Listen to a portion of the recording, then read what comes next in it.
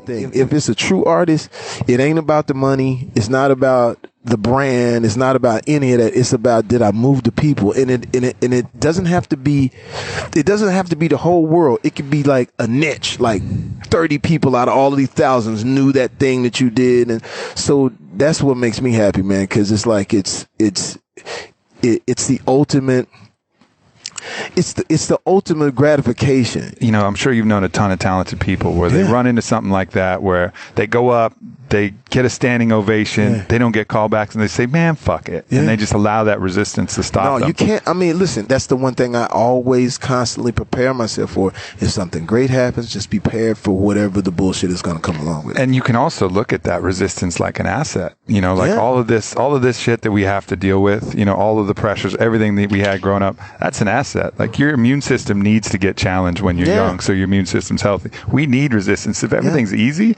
you know, we won't get better. So it's almost like, all right, we reach this new level and the universe just dials it in. God's like, all right, if we don't give him a little pressure, he's going to get stuck. And he's going to stay where he is. He's not going to grow. So you need that pressure to adapt, just like training weights. Exactly. You know, you break a new record, you got to have more weight, you know, if you're going to break the next record. Exactly. And here's the thing.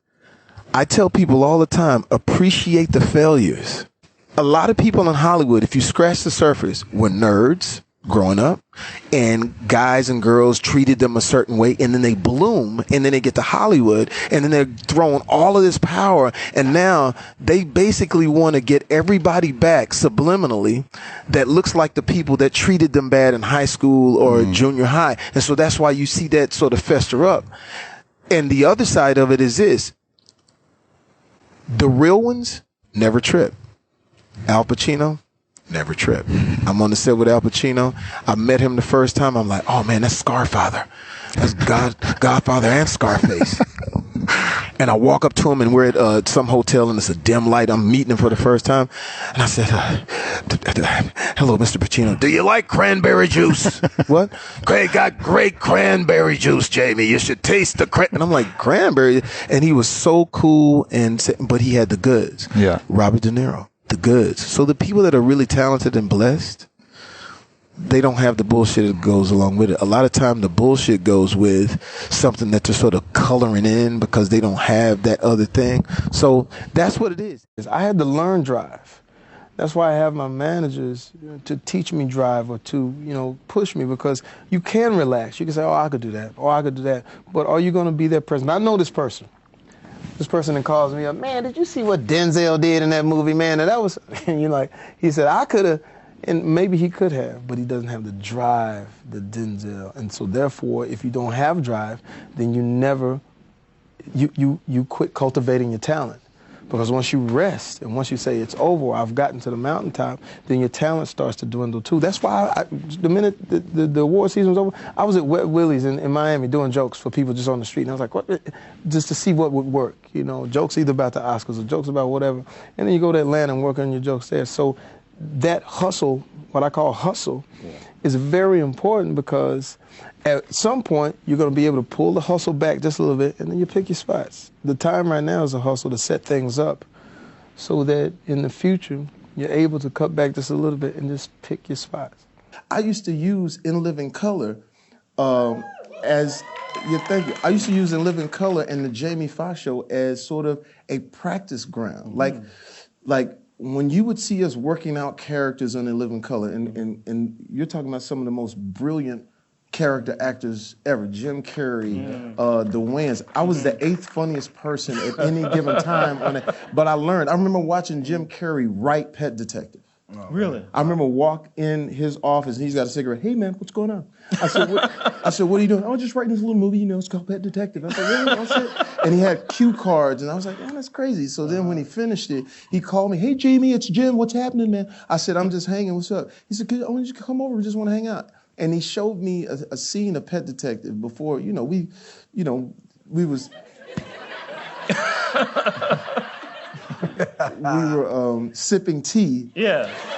It's all right, you're in Canada. But he showed... yeah. So we were... So learn... But what we would do is watching what he did with Pet Detective. And it's interesting when you watch comedians work. They are serious about their comedic timing. So using some of those tools when we get to Collateral. Having someone like Michael Mann, who you know is an incredible filmmaker, but also an incredible taskmaster when it comes to it. He's the best person to go and gain discipline when you're trying to be an actor because he doesn't let you get away with anything. So I have to credit him for a huge amount of the success of Collateral because, look, it's Tom Cruise in it. It's big. It's something that I've trying not to be in the moment of seeing Tom Cruise and Top Gun in the back. It's and at the same time, I wanted to do my best. And here's Michael Mann. I'm trying to do the scene like da da da da. He says, "What are you doing?" I said, "I'm trying to do my thing, man. I got to do my thing." And he says, "How about you don't do your thing?" And I said, "What do you mean?" He says, "How about you're a cab driver? And when's the last time you seen a cab driver do his thing? Or is that cab driver tired from busting his hump all day, no money, dreaming about what his life could be? He doesn't give a fuck about who's in the back. So how about do it that way?" So I credit him for that. And then when it came to Ray, that was a blessing from years back. That was my grandmother saying, "You're gonna learn how to play the piano." And so, learning to play piano. And then I went to college on a classical piano scholarship.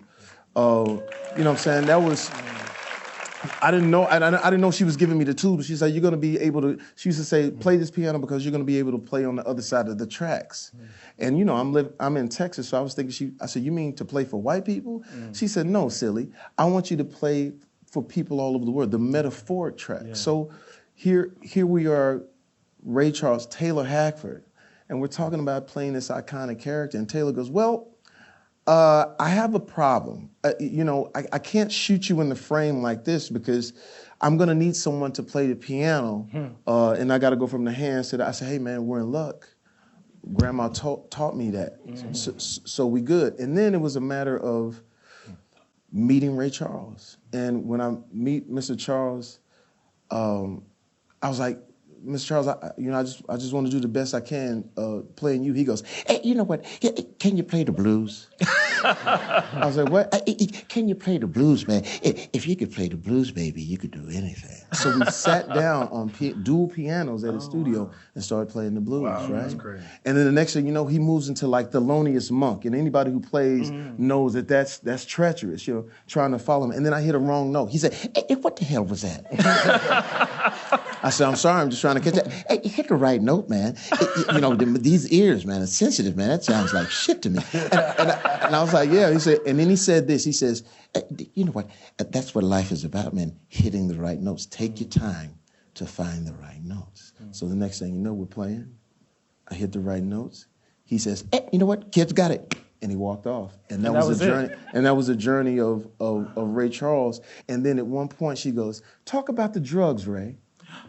And there's silence for about 5 seconds. And he started to stutter. "Hey, well, and so I used that DNA for the character that when Ray was talking about his music, he was in control. But when he was in breach of someone's emotions or had done someone wrong, I would make him stutter. So, yeah, that was it. That's beautiful. That's the first step of getting things changed is you get touched by it and then you go out and then, you speak about it.